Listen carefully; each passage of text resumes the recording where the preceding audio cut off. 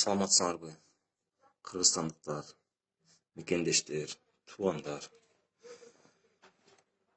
Мен силерге кайрылуумдун себеби бүгүн кайрылайын деп чечтим. Себеби акыркы күндөрдө Кыргызстанда болуп аткан кырдаал боюнча өз оюмду, өз пикиримди билдирип кетейин деп атам. Биринчиден, бул кырдаалга кантип келип калдык? Политический партиялардын лидерлери өз убагында туура нукка түшпөй, парламенттик системаны жакшы билбей же барктабай, өзүңөр Кыргызстанды туңгуйга алып келип койбодуңарбы? Же калппы?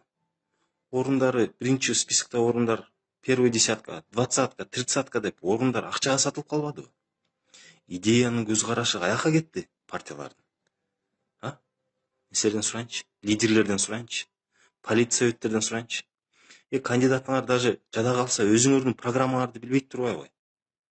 Анан болсо конституция деп жамандап атасыңар. Кээ бирки азыр аттуу баштуу лидерлер чыгып атат. Убактылуу өкмөттүн мүчөлөрү. Туугандар, силер калп айтпасам уят кылбадыңар беле?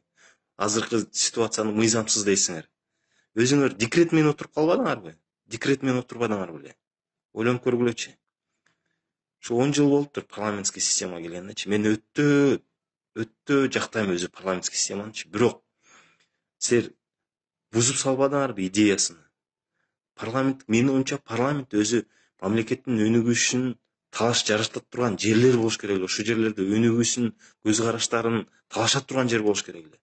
Эмне кылып жүрдүңөр? Акчага сатып, акчаны талаша турган маселеси болуп кетти го. Эми болсо конституция дейсиңер. Мен деле биринчи корктум, конституция десе.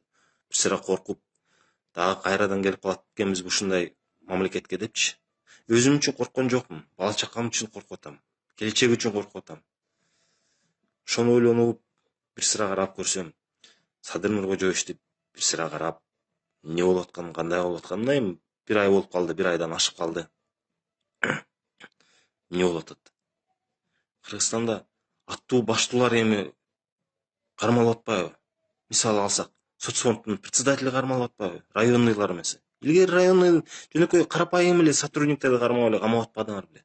Азыр председательдер кармалып атат. Мейли эми председательдер. Бирок андан да быхыт чыгып атпайбы? Акчасын төлөп чыгып кете берсин депчи. Келтирген зыянын төлөсүн мамлекетке.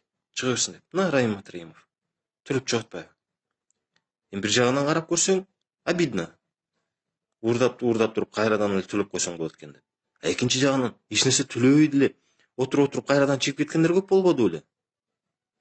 Бизге кандай пайда болду? Өзүбүздүн чөнтөгүбүздөн кайрадан өзүбүз эле төлөп аларды кармаган үчүн. Шуның үчүн ойлоно эле туугандар. Анан мындай ситуация болуп атат.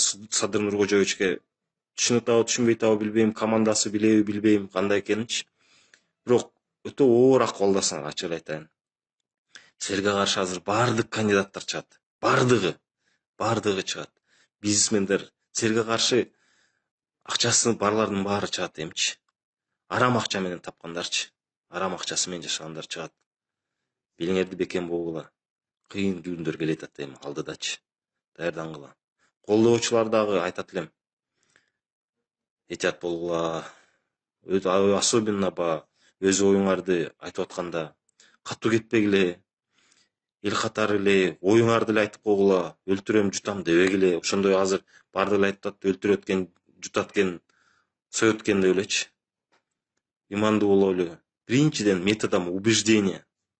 Биринчи убеждение айтып көргүлө, түшүндүргүлө кемчиликтер болсочу. Адашып калса, мүмкүн адашкандыр. Биз деле пендебиз да, адашып калышыбыз мүмкүн. Түшүндүргөнгө аракет кылгыла. Оюңарды билдиргиле, көз карашыңарды билдиргиле. Анан Садыр Нуркожоевичти колуңардан келсе колдогула.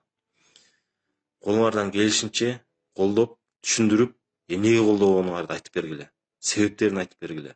Жөндөн жөн эле өкүрүп бакырып эле колдош керек дебегиле. Аргументтерди айткыла. Поддержкагачы. Аргументтерди бергиле.